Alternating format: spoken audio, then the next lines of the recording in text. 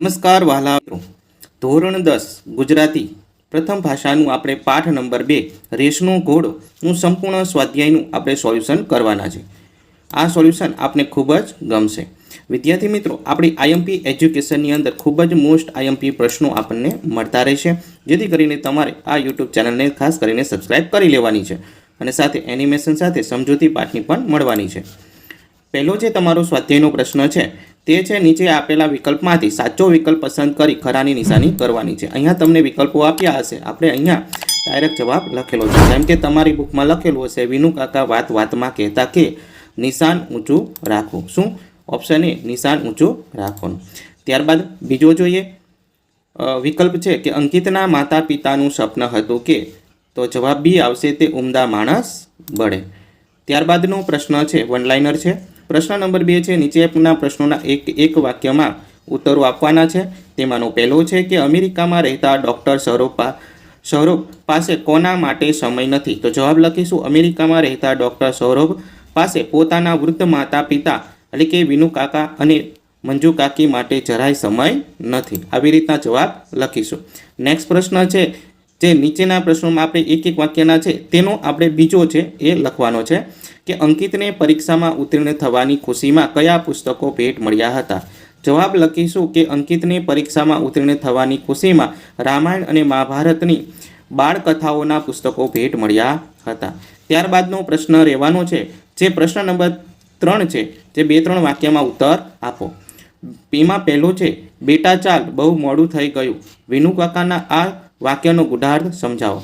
જવાબ લખીશું, વિનુ કાકાના દીકરા સૌરભે મોટી ડિગ્રીઓ મેળવી અને અમેરિકામાં ડૉક્ટર બની ગયો, પણ તેમની પાસે પોતાના વૃદ્ધ માતા પિતા માટે સમય નહોતો. વિનુ કાકાને હવે સમજાયું કે દીકરાને રેસનો ઘોડો બનાવવામાં તેને સંસ્કાર આપવાનું ભૂલી ગયા છે. આથી તેમને અહેસાસ થાય છે કે સાચા અર્થમાં હવે સંબંધો અને સંસ્કારનું સિંચન કરવા માટે બહુ મોડું થઈ ગયું છે.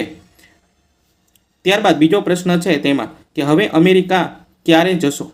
પ્રશ્નના ઉત્તરમાં વિનુ કાકાની પ્રતિક્રિયા તમારા શબ્દમાં વર્ણવો. તો જવાબ લખીશું, હવે અમેરિકા ક્યારે જશો એવું જ્યારે નીનાબહેન પૂછે છે ત્યારે વિનુ કાકા માથું ધૂણાવીને ચૂપ રહે છે. તેમની આંખમાં ના ખૂણે બાજેલું નાનું આંસુ આથમતા સૂરજના કિરણમાં ચમકી ઉઠે છે. આ પ્રતિક્રિયા તેમના હૃદયની પારાવાર પીડા અને દીકરા તરફની મળેલી ઉપેક્ષાની વેદના દર્શાવે છે. ત્યારબાદ પ્રશ્ન નંબર 4 છે નીચેના પ્રશ્નોમાં 7-8 વાક્યમાં ઉત્તર આપવાના છે, એટલે સવિસ્તાર જવાબ લખવાનો છે. તેનો પહેલો પ્રશ્ન છે રેસનો ઘોડો વાર્તાના આધારે બાળકના ઘડતરના અડચણરૂપ બનતા પરિબળોની ચર્ચા કરો. જવાબ લખીશું, રેસનો ઘોડો વાર્તામાં બાળકના ઘડતરમાં સૌથી મોટું અડચણરૂપ પરિબળ વાલીઓની અતિ મહત્વાકાંક્ષા દર્શાવવામાં આવી છે. વિનુ કાકા જેવા વાલીઓ પોતાના બાળકોને સતત ભણતર ભાર તળે દબાવી રાખે છે. તેઓ બાળકના કર્મોને માત્ર ઊંચા માર્ક્સ લાવવામાં અને ડિગ્રીઓ મેળવવાની સ્પર્ધામાં એક રેસના ઘોડાની જેમ દોડાવે છે. આગળ આવી સ્પર્ધામાં બાળકનું નિર્દોષ બાળપણ અને તેમના આનંદ છીનવાઈ જાય છે. બાળકોને પોતાની ઉંમર પ્રમાણે રમવાની કે મુક્તપણે વિકસાવવાની તક મળતી નથી. વાલીઓ બાળકના રસ અને રુચિને સમજ્યા વિના તેમના પર પોતાના સપનાઓ થોપી દે છે, જેનાથી બાળક મશીન જેવું બની જાય છે અને તેમાં માનવીય સંવેદનાઓ તથા કૌટુંબિક ભાવનાઓનો વિકાસ થઈ શકતો નથી. ત્યારબાદ બીજો પ્રશ્ન છે મિત્રો સવિસ્તારમાં 7-8 વાક્યમાં કે આખરે તો શિક્ષણનું ધ્યેય બાળક ઉમદા માણસ બને તે છે. આ વિધાન વિગતે સમજાવો. તેનો જવાબ લખીશું, શિક્ષણનો પાયાનો સિદ્ધાંત બાળકને આનંદ આપવાનો અને તેના સર્વાંગી વિકાસ કરી તેને એક સારો માણસ બનાવવાનો છે. માત્ર મોટી ડિગ્રીઓ મેળવી ચંદ્રકો લાવવા કે સારા માર્ક્સ લાવવા એ શિક્ષણનું એકમાત્ર ધ્યેય નથી. વાર્તામાં સૌરભ ભણીને મોટો ડૉક્ટર બને છે, પણ તેના માતા પિતા પ્રત્યેની લાગણી કે માનવતા જોવા મળતી નથી. બીજી તરફ અંકિત ભણવામાં સામાન્ય હોવા છતાં તેને મુક્ત વાતાવરણમાં અને સારા સંસ્કાર મળે છે. તેને મોટા થઈને પરિવારનો સહારો બને છે અને માતા પિતાની પૂરી હૂંફ આપે છે. આમ સાચું શિક્ષણ એ છે કે બાળકના સંસ્કાર, પ્રેમ, સહાનુભૂતિ અને પારિવારિક જવાબદારીની ભાવના જગાડે. તેથી જ કહી શકાય કે શિક્ષણનું અંતિમ ધ્યેય બાળકના એક ઉમદા માણસ બને તે હોવું જોઈએ. વિદ્યાર્થી મિત્રો, અહીંયા છે ત્રીજો પ્રશ્ન, રેસનો ઘોડો શીર્ષકની યથાર્થ ચર્ચા કરો. આ સવિસ્તાર ઉત્તર છે. જવાબ લખીશું રેસનો ઘોડો વાર્તામાં આજની સ્પર્ધાત્મક શિક્ષણ પ્રથા અને મા બાપની અપેક્ષાઓ પર સચોટ કટાક્ષ કરવામાં આવ્યો છે.